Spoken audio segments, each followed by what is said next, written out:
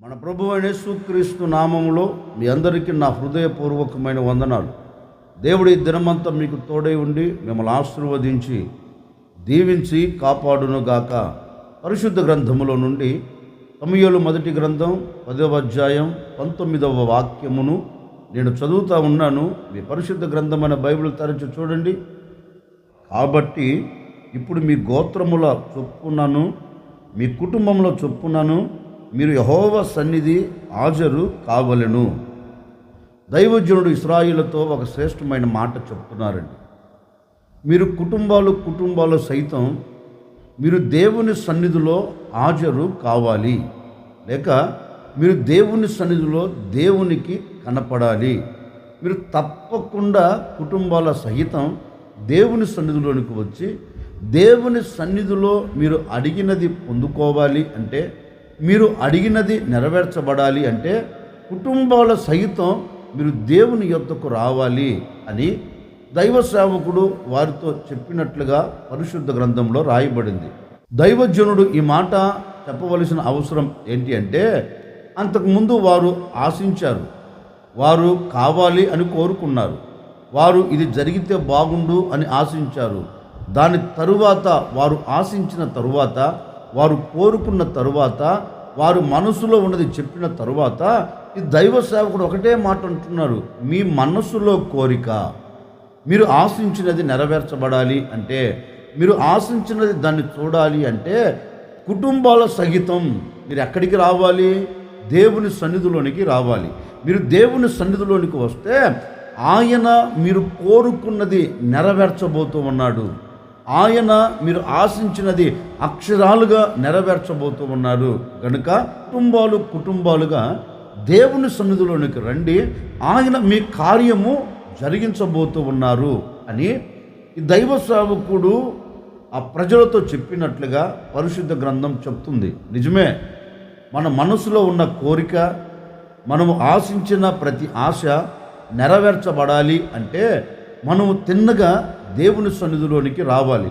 ఈ రోజున మనం అనుకున్న ఆశే కావచ్చు, మనం అనుకున్న కోరికే కావచ్చు, ఇది జరిగితే బాగుండు అని తలంచుచున్నావు, ఇది చూస్తే బాగుండు అని మనసులో ఆశపడుతూ ఉన్నావు, చూడాలి అనుకున్నది చూడలేకపోతూ ఉన్నావు, ఆశించినది నెరవేర్చబడక ఆశలన్నీ ఆవిరైపోతున్న సందర్భాలలో వాటిని చూచి కంటతడి పెడుతున్నావు. కానీ ఏ ఒక్కరోజైనా నేను నా దేవుని సన్నిధిలోనికి వెళ్ళి నా దేవుని పాదాలు పట్టుకొని నేను నా దేవుణ్ణి మొరపెడితే నా దేవుడు తప్పక నా ఆశ నెరవేరుస్తారు అని ఏ రోజైనా ఆలోచించావా? జరగకపోగా దేవుని మీద నిందలు మోపుతూ ఉన్నావు, జరగకపోగా దేవుణ్ణి దూషిస్తూ ఉన్నావు, జరగకపోగా నోటికి ఏది వస్తే అది మాట్లాడుతూ ఉన్నావు. వీటన్నిటికీ కారణం ఏంటి అంటే, నీవు దేవుని సన్నిధిలోనికి రాక, నువ్వు దేవుని సన్నిధిలో హాజరు కాకపోయినందువలన నువ్వు అనుకున్నవి అనుకున్నట్లే ఉన్నాయి, ఏది నువ్వు చూడలేకపోతూ వస్తూ ఉన్నావు. అందుకే ఈ ఉదయకాల సమయంలో ఓ సేవకుడిగా నేను కూడా మీతో చెప్పాలి అనుకున్న నా దేవుని మాట ఏంటంటే, ఇప్పటి వరకు ఈ క్షణం వరకు నువ్వు అనుకున్నది ఏదైనా, నువ్వు ఆశించినది ఏదైనా ఒకవేళ జరగకపోయి ఉన్నదేమో, నెరవేర్చబడకపోయినదేమో, ఈ ఉదయకాల సమయంలో ఒక నిర్ణయము తీసుకో. నీవు దేవుని సన్నిధిలోనికి రాగలిగితే, నీవు దేవుని సన్నిధిలో అడుగు పెట్టగలిగితే, నువ్వు దేవుని పాదాలు పట్టుకొని ఆయన సన్నిధికి నువ్వు రాగలిగితే నిశ్చయముగా నీ కోరికను ఆయన నెరవేర్చబోతూ ఉన్నాడు, నీ ఆశను ఆయన తృప్తిపరచబోతూ ఉన్నారు. అందుకే ఇశ్రాయేలుతో సమూయేలు అంటారు, మీరు ఆశించినట్లుగా జరగాలి అంటే, మీరు కోరుకున్నది నెరవేర్చబడాలి అంటే మీ కుటుంబాల సహితం మీరు దేవుని సన్నిధిలోనికి వచ్చి మీరు దేవుని సన్నిధిలో కనపడితే నీ మనస్సులో ఉన్న ప్రతి కోరికను ఆయన ఏం చేయబోతున్నాడంటే నెరవేర్చబోతూ ఉన్నారు అని వారితో చెప్పాడు. ఈ ఉదయకాల సమయంలో నేను కూడా మీతో చెప్తూ ఉన్నానని, ఇంతకాలం దేవునికి దూరం అయిపోయావేమో, ఏ పరిస్థితులను బట్టి నీవు దేవునికి దూరం అయ్యావో, ఏ పరిస్థితులను బట్టి దేవుని సన్నిధిలో అడుగు పెట్టలేక వెనకంజ వేస్తూ వస్తున్నావేమో, ఏ పరిస్థితులను బట్టి దేవుని సన్నిధిలో చేరి మనసు విప్పి మనసారా నీవు నీ కుటుంబం మనసారా ప్రభుని ఆరాధించవలసిన మీరు ఆరాధించకుండా ఒకవేళ దేవునికి దూరమైపోతూ వచ్చారేమో నాకు తెలియదండి. మనసును మార్చుకొని ఒక నిర్ణయము తీసుకొని ఈ దినము నుండి నీ కార్యాలు సఫలపరచబడాలి అంటే, నీ మనసులో ఉన్న ఆశలు నెరవేర్చబడాలి అంటే, నీ మనసులో వస్తున్న ఆలోచన సఫలము కావాలి అంటే, నీవు దేవుని సన్నిధిలోనికి రాగలిగితే, నీవు దేవుని సన్నిధిలో హాజరు కాగలిగితే, ఆయన సన్నిధిలో ఉన్న ప్రతి ఆశీర్వాదాన్ని, ఆయన యొద్ద దాచబడిన ప్రతి దీవెన, ప్రతి ఈవి నీవు సమృద్ధిగా అనుభవించబోతూ ఉన్నావు. నీవు సమృద్ధిని చేతపట్టుకొని తిరిగి వెళ్ళబోతూ ఉన్నావు. ఆయన సన్నిధిలోనికి వచ్చిన ఏ ఒక్కరిని ఒట్టి చేతులతో ఆయన పంపడండి. ఆయన సన్నిధిలోనికి వచ్చిన ఏ ఒక్కరి ఆశ నెరవేర్చబడకుండా తీసుకొని వెళ్ళడు. నువ్వు రాగలిగితే, నువ్వు అడుగు పెట్టగలిగితే, అడుగు పెట్టిన తర్వాత నువ్వు అద్భుతం చూచేటట్లుగా ఆయన మహిమ కలిగిన కార్యమును జరిగిస్తారు. అందుకని నీవు ఏం చేయాలి అంటే దేవుని సన్నిధిలో హాజరు కావాలి. పరిశుద్ధ గ్రంథంలో చక్కని మాట రాయబడిందండి.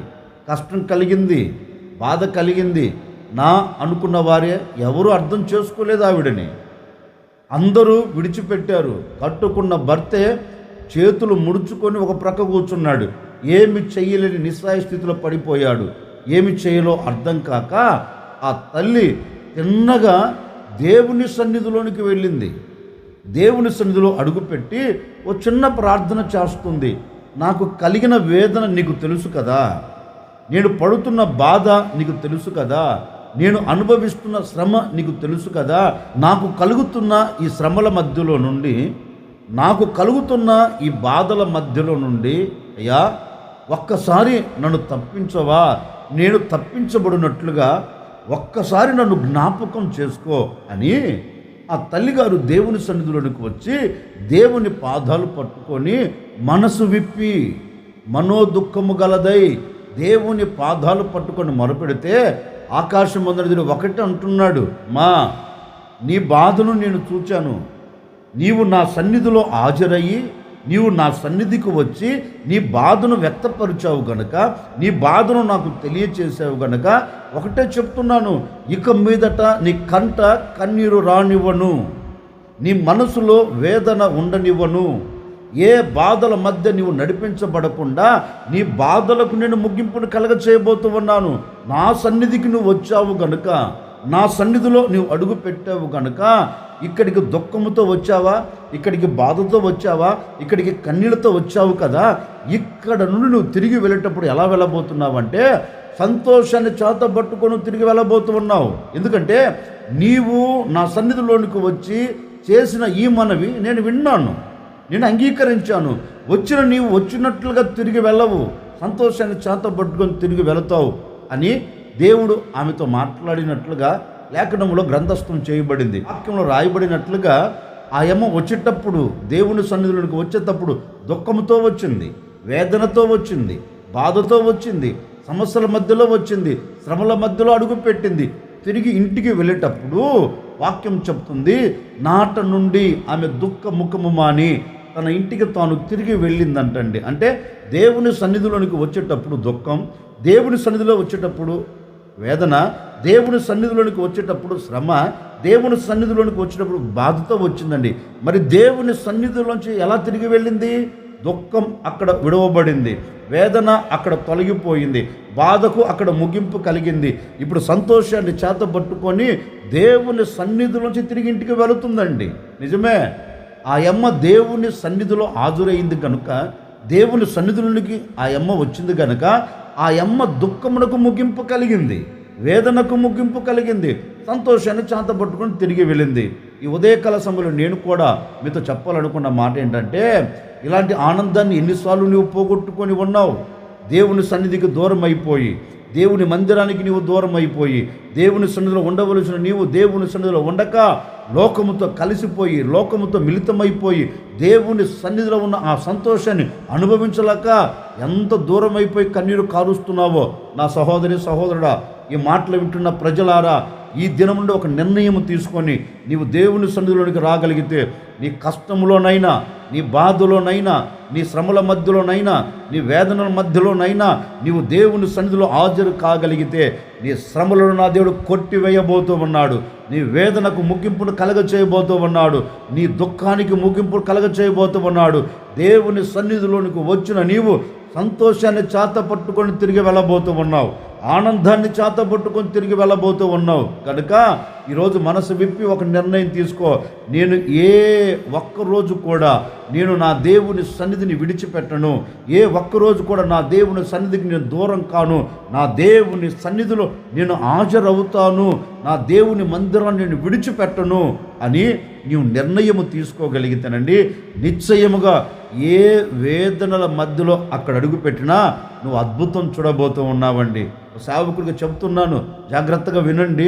ఇప్పటి వరకు దేవుని మందిరానికి దూరం అయిపోయావా? ఈ రోజు నుంచి దేవుని మందిరంలో అడుగుపెట్టి చూడు, అద్భుతం అనుభవించబోతూ ఉన్నావు. అడుగుపెట్టి చూడు, నీ వేదనకు ముగింపు కలగబోతుంది. అడుగుపెట్టి చూడు, నీ దుఃఖం, నీ మనోదుఃఖానికి ముగింపును కలగ చేయబోతూ ఉన్నాడు.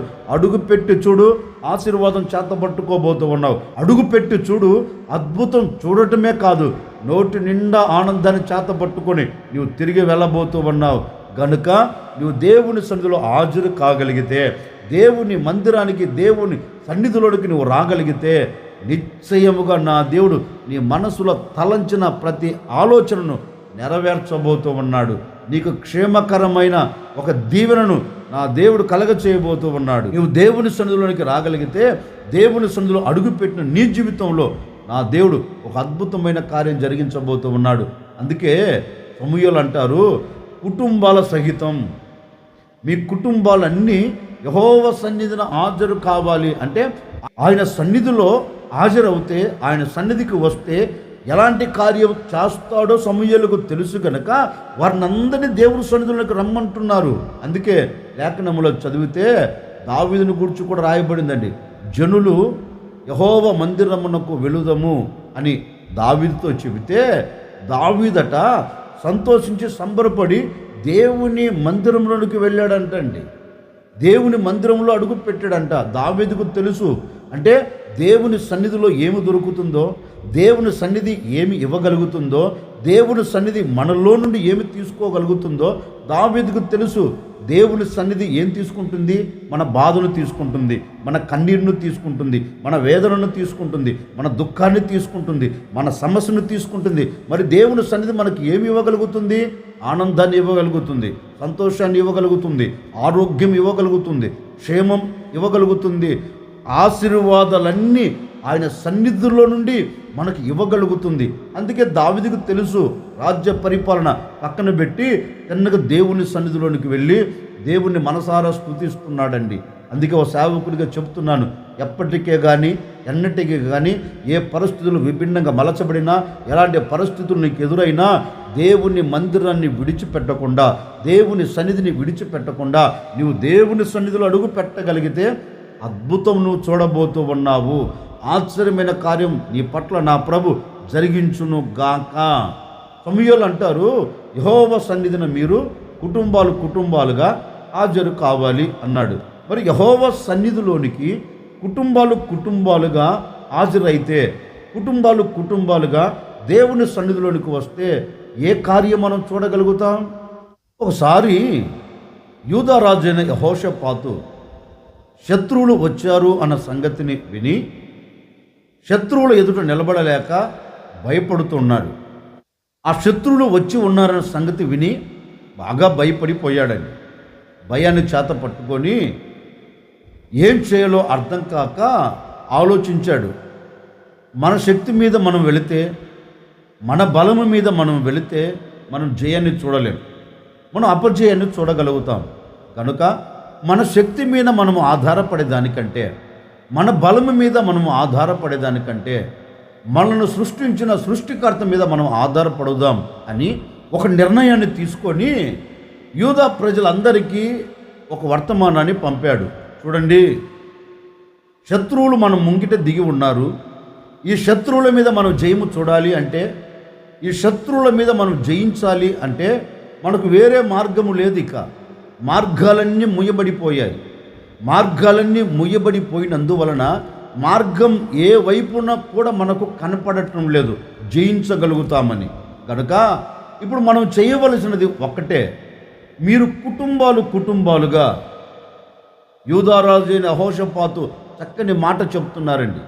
మీరు కుటుంబాలుగా యెహోవా యొద్దకు రండి, దేవుని సన్నిధిలోనికి రండి, నేను కూడా నా కుటుంబంతో నేను కూడా బయలుదేరి వస్తాను అని రాజు దేశమంతటా చాటింపు చేశారు.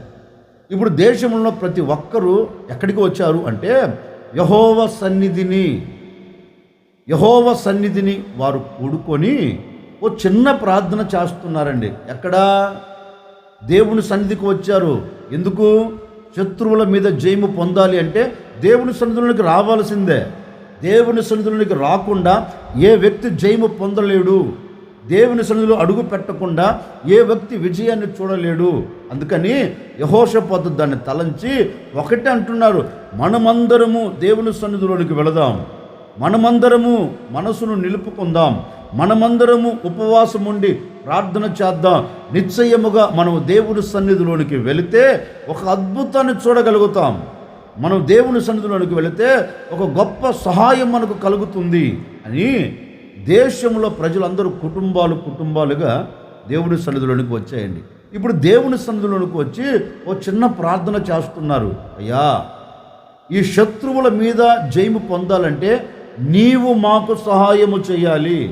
చూడండి, దేవుని సన్నిధిలోనికి వచ్చి వారు దేని కొరకు మొరపెడుతున్నారంటే దేవుని సహాయం కొరకు, దేవుని సహాయం మీద ఆధారపడుతున్నారు.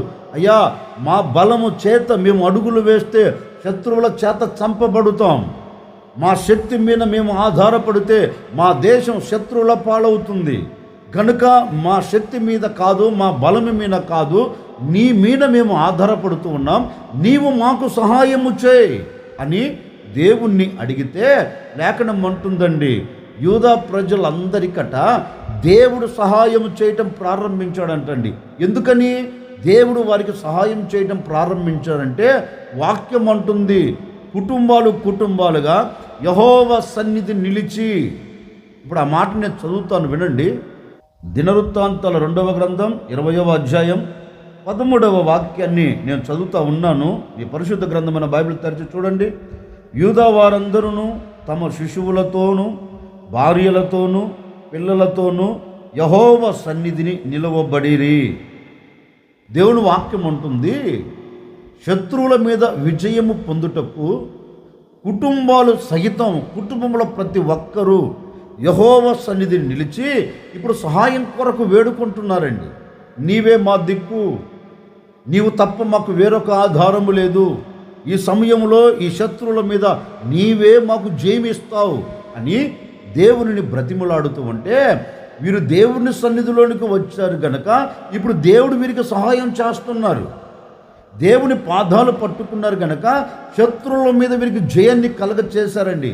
అదేవిధముగా యూదా ప్రజలందరూ దేవుని సన్నిధిలోనికి చేరి దేవుని సహాయము కోరుకున్నారు కనుక దేవుని సన్నిధిలో అడుగు పెట్టినందువలన దేవుడు వారికి సహాయం చేసినట్లుగా లేఖనములో రాయబడిందండి. నిజమే, నీ కుటుంబ పరిస్థితులు ఏవైనా కావచ్చండి. ఒకవేళ నీ కుటుంబానికి ఏ శత్రువు చుట్టుముట్టి ఉన్నారో నాకు తెలియదు, నీ కుటుంబాన్ని పతనము చేయాలని, నీ కుటుంబాన్ని నాశనము చేయాలని, నీ వ్యక్తిగత జీవితాన్ని పాడు చేయాలని, నీ పిల్లల జీవితాన్ని పాడు చేయాలని ఒకవేళ శత్రువు చుట్టుముట్టి నలుగురిలో అవమానపరచాలని ఒకవేళ కంకణము కట్టుకొని ఉన్నాడేమో నాకు తెలియదండి. ఏ శత్రువైనా కావచ్చండి. శత్రువులాగా సమస్యలు నిలబడి, శత్రువులాగా పరిస్థితులు మారిపోయి ఒకవేళ అలాగే నలపబడుతున్నావేమో ఇంతకాలం. ఒక సేవకుడిగా చెబుతున్నాను, ఈరోజు నీవు దేవుని సన్నిధిలోనికి రాగలిగితే, దేవుని సన్నిధిలో అడుగు పెట్టగలిగితే, దేవుని పాదాలు పట్టుకొని దేవుని సహాయం కొరకు వేడుకోగలిగితే, దేవుని సన్నిధిలోనికి వచ్చి దేవుని సహాయం అడిగి చూడు, నిశ్చయముగా నీకు సహాయము చేయుటకు నా ప్రభు తన మహిమ కలిగిన బాహువును చాపబోతూ ఉన్నాడు. ఏ శత్రువు నీ ముంగిట నిలబడకుండా జయము నీకు కలగ చేయబోతూ ఉన్నారు. నిశ్చయముగా శత్రువుల మీద నీవు జయము చూచున్నట్లుగా నా ప్రభు నీకు సహాయము చేయబోతూ ఉన్నారు. అందుకే కీర్తనాకారుడు కూడా ఒక శ్రేష్టమైన మాట చెప్తారండి. నా దేవుని సహాయము వలన నేను ప్రాకారములు దాటుతాను, నా దేవుని సహాయము వలన నేను సైన్యమును జయింతును. అంటే దేవుని సహాయం లేకుండా నువ్వు ఏమి దాటలేవు, దేవుని సహాయం లేకుండా ఏది జయించలేవు. కనుక దేవుని సన్నిధిలోనికి రా. నీ కుటుంబ విషయంలో దేవుని సన్నిధిలో అడుగుపెట్టు, నీకు కలిగిన బాధ విషయంలో దేవుని సన్నిధిలో అడుగుపెట్టు, మారని భర్త విషయంలో దేవుని సన్నిధిలో అడుగుపెట్టు, మారని భార్య విషయంలో, మార్పు చెందని పిల్లల విషయంలో మార్పు చెందినట్లుగా నీవు దేవుని సన్నిధిలో అడుగుపెట్టి ప్రార్థన చేసి చూడు. దేవుని సన్నిధిలోనికి వచ్చి, దేవుని మందిరానికి వచ్చి నీవు మొరపెట్టి చూడు. నిశ్చయముగా నీకు సహాయము చేయుటకు ఆయనే దిగి వస్తాడు. ఆయన దిగి వచ్చి ఆశ్చర్యకరమైన సహాయం నీకు చేస్తాడండి, అద్భుతకరమైన సహాయం నీకు చేస్తాడండి. ఏ మానవుడు నీకు సహాయం చేయకపోవచ్చు. సహాయం కొరకు కరములు చాచావేమో, సహాయం కొరకు అడుగులు వేస్తూ అలసిపోయావేమో, సహాయం కొరకు ఈ వ్యక్తి చేస్తాడు, ఆ వ్యక్తి చేస్తాడు, ఇక్కడికి వెళితే నాకు సహాయం దొరుకుతుందని ఎక్కడికి వెళ్ళినా నీకు సహాయము దొరకక నిస్సహాయస్థితిలో పడిపోయి ఉన్నావేమో, నాకు తెలియదండి. ఈ ఉదయకాల సమయంలో మనసారా నీవు మనసు విప్పి మనసారా కోరుకొని, అయ్యా నేను నీ సన్నిధిలోనికి వస్తాను, నీ మందిరంలో అడుగు పెడతాను, నీవు నాకు సహాయం చేయి అని వేడుకోగలిగితేనండి. వేడుకున్న నీవు మందిరంలో అడుగు పెట్టగలిగితే, అడుగు పెట్టిన నీవు దేవుని సహాయం కోసం ఎదురు చూడగలిగితే, నిశ్చయముగా ఈ దినము నుండి నా దేవుడు సహాయం చేయబోతూ ఉన్నాడు.